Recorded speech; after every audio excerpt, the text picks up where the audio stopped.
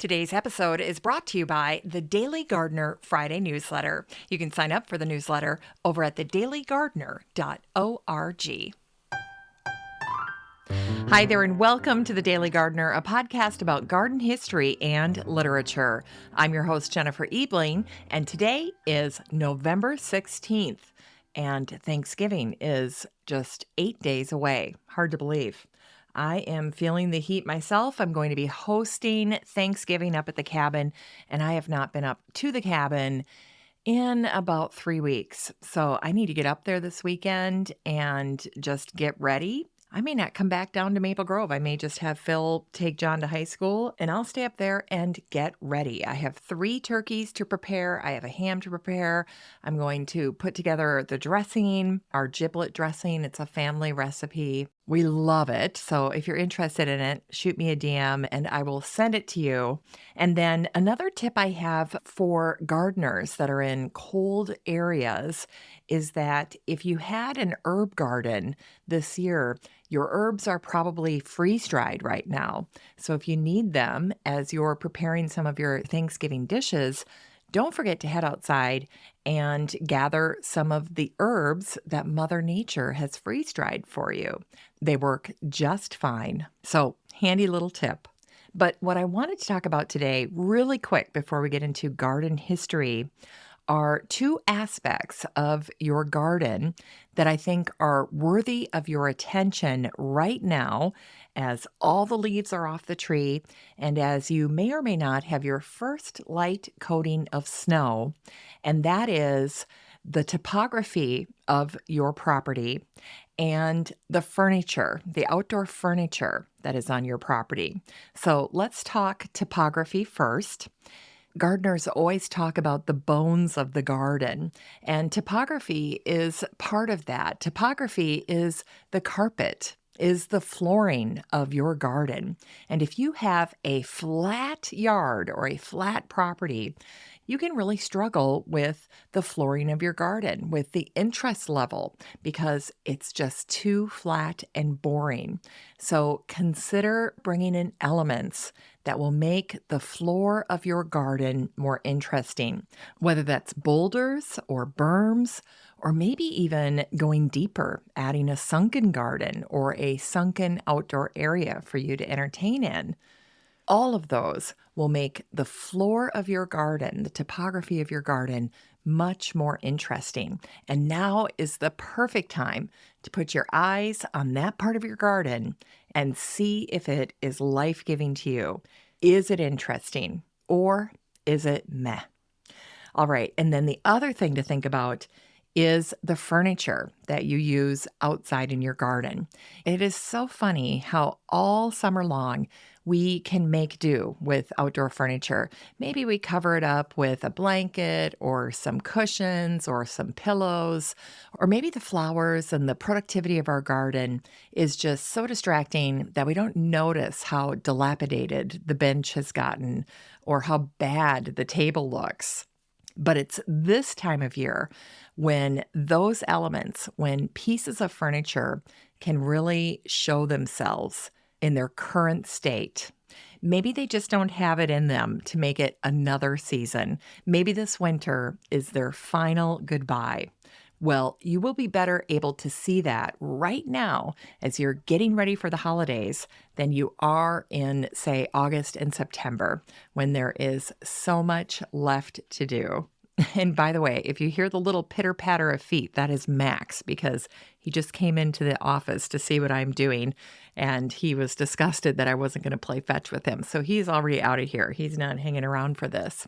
So anyway, just a couple of ideas for you as you're thinking about your outdoor space, which you no doubt are, because we're all looking outside to see the change in the weather, to check for more snow, maybe to look out on some of the things we didn't get done before the weather took a turn for the worse. So just some things to consider: your topography and your outdoor furniture. All right, let's get to today's garden history.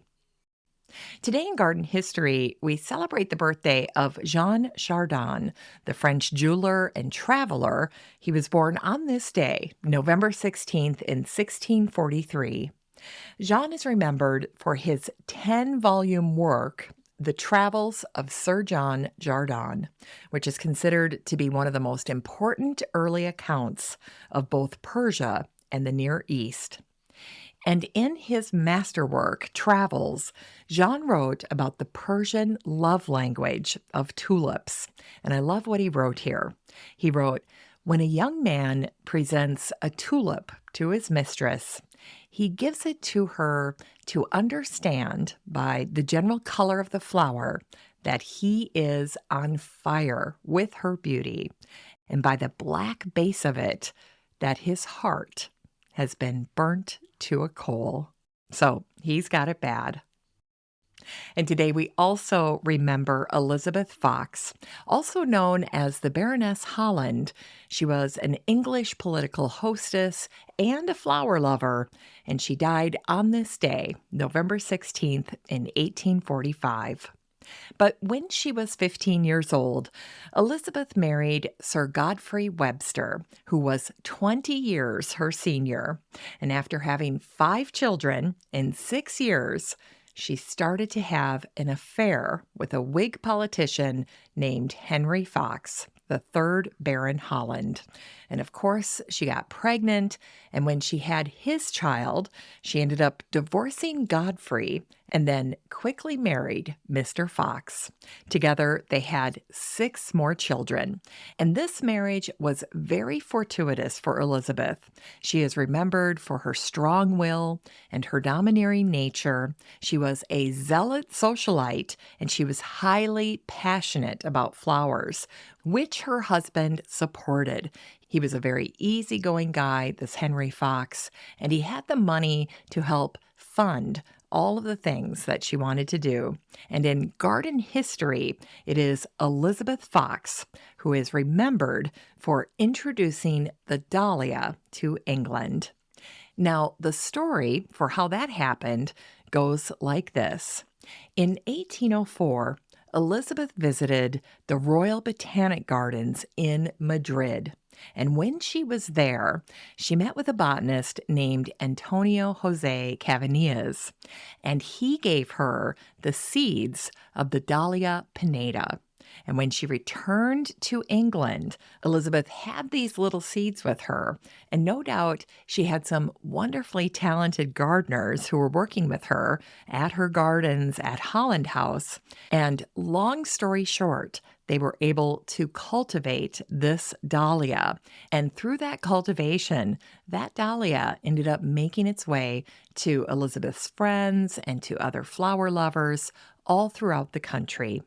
Well, 20 years later, Elizabeth's beloved second husband, Henry Fox, was so proud of what she had done in her effort to share the dahlia with England that he wrote these words to her in a little love note. "The dahlia you brought to our isle, your praises forever shall speak, mid gardens as sweet as your smile, and in color as bright as your cheek." Very sweet, Henry Fox. All right, and today we also remember Dennis Zirngiebel, the Swiss-born naturalist, florist, and plant breeder. He died on this day, November 16th, in 1964. Dennis established his home in Needham, Massachusetts, and once he did that, he sent for his wife and their young son. Dennis and Henrietta had 4 children, and their only daughter, who was also named Henrietta, married Andrew Newell Wyeth, and their son was N.C. Wyeth, the realistic painter. Little fun fact for you. But during the 1860s, Dennis started working for the Arnold Arboretum at Harvard University. And then he pivoted and bought a 35-acre tract of land along the Charles River in Needham. And it was there that he started his floral empire. Now, Dennis was an excellent businessman. He had a knack for it, and he expertly marketed his inventory of flowers. In fact, his flowers ended up getting shipped regularly to both the White House and the State Department every single week. And in a nod to his Swiss heritage, Dennis was the first person in the United States to cultivate the giant Swiss pansy, a flower that is beloved in Switzerland. Dennis's Needham nursery grew so many giant Swiss pansies that the town adopted the flower as their floral emblem. So if you're ever in Needham, Massachusetts, look up the giant Swiss pansy. See if you can see traces of that floral emblem throughout the town. And so this is why Dennis Zirngiebel is forever remembered as the Pansy King. Rest in peace. All right, and it was on this day, November 16th, back in 2001, that the French film Amelie was released in the United States. It's one of my favorite films. It's full of whimsy. And in the movie, Amelie steals her father's garden gnome to help him escape his depression after losing his wife. Amelie gives the gnome to an airline stewardess, and her dad starts receiving photos of his garden buddy visiting iconic travel destinations like Monument Valley, the Empire State Building, Angkor Wat in Cambodia, the Blue Mosque in Istanbul, and the Sphinx in Cairo, Egypt. And in the end, Amelie's plan works. And in the final scene, it's her dad who is setting off on his own adventure, inspired by his little garden gnome. So, a great film for gardeners. There are a lot of other little stories in this film, but if you're looking for something very sweet to watch over the holidays, check out Amelie from 2001. I'll put a link to it in today's show notes. And on a historical note, Amelie got me thinking about garden gnomes, and I decided to do a newspaper search for one of the earliest references that I could find about garden gnomes. And the oldest one that I could find was from July 9th in 1928, and it was a little photo with just a brief snippet of a mention in the Liverpool Echo. The article announced quaint garden ornaments. A quaint little tribe of people, garden gnomes, 60 in number, were sold by auction in Liverpool. And then it says they were imported from the continent. So garden gnomes in 1928. And if you can find an earlier reference to them, please send it my way. I would love to read about it. It's time to grow that garden library with today's book, The Revolutionary Genius of Plants by Stefano Mancuso. This book came out in 2018, and the subtitle is A New Understanding of Plant Intelligence and Behavior. The Wall Street Journal raved about this book in their review. They said, in this thought-provoking, handsomely illustrated book, Italian neurobiologist Stefano Mancuso considers the fundamental differences between plants and animals and challenges our assumptions about which is the higher form of life. The editor of Mancuso's book wrote, Stefano reveals the surprisingly sophisticated ability of plants to innovate, to remember, and to learn, offering us creative solutions to the most vexing technological and ecological problems that face us today. Despite not having brains or central nervous systems, plants perceive their surroundings with an even greater sensitivity than animals, and they efficiently explore and react promptly to potentially damaging external events, thanks to their cooperative shared systems. Now, Stefano introduces this controversial topic of plant memory and understanding this way. Here's what he wrote. After years spent investigating the many aspects of plant intelligence, I have been consistently surprised and fascinated by plants' clear capacity for memory. Maybe that sounds strange, but think about it for a moment. It isn't too difficult to imagine that intelligence is not the product of one single organ, but that it is inherent to life, whether there is a brain or not. If you submit a plant, for example, an olive tree, to stress like drought or salinity, it will respond by implementing the necessary modifications to its anatomy and metabolism to ensure survival. There's nothing unusual in that. But if after a certain time we submit the same plant to the exact same stimulus, perhaps with an even stronger intensity, we notice something that is surprisingly only on the surface. The plant responds more effectively to the stress than it did the first time. It has learned its lesson. Somewhere, it has preserved traces of the solutions found, and when there was a need, it has quickly recalled them in order to react more efficiently and accurately. In other words, it learned and it stored the best answers in its memory, thereby increasing its chances of survival.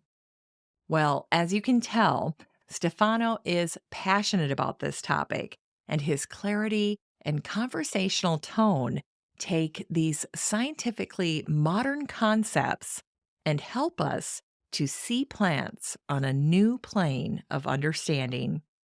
This book is 240 pages of the latest plant research and gorgeous botanical photographs to illustrate some wild ideas about the plant world. You can get a copy of The Revolutionary Genius of Plants by Stefano Mancuso and support the show using the Amazon link in today's show notes for around $4. And that's a steal. All right, we end the show today with a botanic spark that celebrates Shirley Hibbard, the English journalist and garden writer. He died on this day, November 16th, in 1890. Shirley Hibbard edited 3 enormously popular gardening magazines, including Amateur Gardening, which is still published today. And he's remembered as one of the most successful garden writers of the Victorian era. But if you've never heard of him before, you're not alone. Shirley's life story was lost to time until the garden historian Anne Wilkinson wrote his biography after 15 years of painstaking research. And Anne shares a wonderful timeline of what she could piece together about Shirley's life on her website. And the result is a wonderful and poignant mix of gardening passion and personal tragedy, as evidenced by the events that she outlines that happened between 1877 and 1885. And in this span of 8 years, this is the 8-year period that I just plucked out of his timeline. Listen to what he accomplished. In 1877, Shirley wrote The Amateur's Kitchen Garden. The next year, he wrote Home Culture of the Watercress. He got a gold medal from the RHS. The next year, he writes a book totally groundbreaking, and the title of this book is Water for Nothing. Every house has its own water supply. He was a natural marketer, wasn't he? And the other work that he wrote at this time is called Familiar Garden Flowers. Now, the following year, in 1880, Shirley's wife, Sarah, dies of heart disease. She'd been sick for a long time, and she is buried in Abney Park Cemetery. In 1881, Shirley ends up getting married to his cook. Her name is Ellen Mantle, and he starts to edit Amateur Gardening. 3 years later, in 1884, Shirley and Ellen move to Kew. He starts working for the RHS. He's renovating their garden at Chiswick, so he is immersed in his garden work at this time.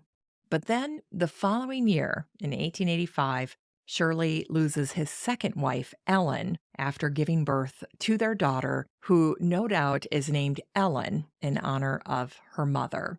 And Ellen Hibbard is also buried in Abney Park. Meanwhile, Shirley stays busy, and he organizes a pear conference. So that is just a little glimpse into the life of Shirley Hibbard. Something else to keep in mind as you're thinking about all of the things that Shirley was accomplishing. Just remember that he was a champion of amateur gardening in the Victorian era. And this is a time when amateur gardening is looked down upon. It is thoroughly rebuked by horticultural high society. But Shirley's natural curiosity and his passion for gardening and all of its ancillary interests overpowered any scorn that he might have faced. And maybe in light of all of his personal suffering and setbacks, any public outcry or dismay from the elites just paled in comparison to what he was dealing with. But when it came to gardening, Shirley was a conscious competent. He knew what he knew, and he knew it so well that he was an excellent teacher, and he was eager to educate others about gardening. And so most of his books are actually about that topic, but he also wrote about things like gardening in the town. He wrote about aquariums and keeping aquariums and using them. He wrote about beekeeping, and he wrote about conservation. He was truly ahead of his time. And by the way, those are just a few of the topics. Shirley wrote well over a dozen books. And it was Shirley Hibbard who once wrote these words about why he thought flowers were so wonderful. Shirley wrote, "The social qualities of flowers are so many that it would be difficult to enumerate them. Upon entering a room, we always feel welcome where there are flowers about, the hostess appears glad, the children are pleased, the very dog and cat are grateful, and the whole scene and all souls seem more hearty and homey and beautiful in the presence of bewitching roses, orchids, and lilies, and mignonette." And I couldn't agree more. Well, that's it for today's show. Thank you so much for listening to The Daily Gardener. I'm so glad you made it all the way through to the end of the show. And don't forget to take a look at your garden and evaluate the topography and your garden furniture. Now's a great time to make a change. And just a reminder that you have a standing invitation to join the free Facebook group for listeners of the show. The next time you're over at Facebook, just search for Daily Gardener Community, where you'd search for a friend and then request to join. And if you'd like more of The Daily Gardener, you can subscribe to the newsletter over at thedailygardener.org. And don't forget that you can also show your support for the show by using the Buy Me a Coffee link over at the website or in today's show notes. This is Jennifer Ebling. Thanks for listening to The Daily Gardener. And remember, for a happy, healthy life, garden every day.